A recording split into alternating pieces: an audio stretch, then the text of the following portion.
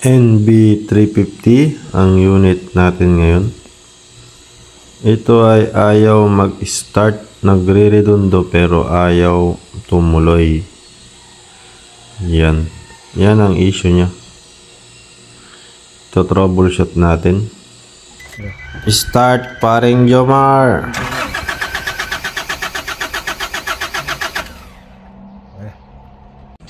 Dito ay in-scan natin.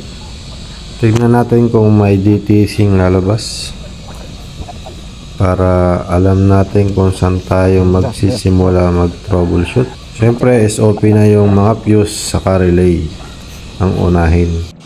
Dito ay may tumingin na rin dito pero hindi na pa-start, kaya tinawagan tayo ni client. Ayun, may lumabas na code. May code kaya linis-linis lang tayo. Wala tayong papalitang pyesa.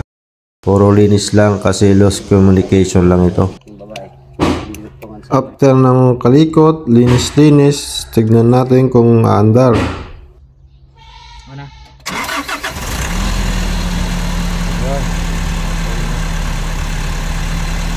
Ayun, one click na.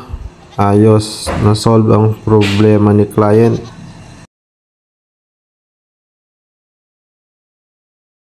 Ayan, test drive na. Tumatakbo na ulit ang van ni sir. Yun o, swabing-swabe na. Nabuhay ulit ang van ni sir.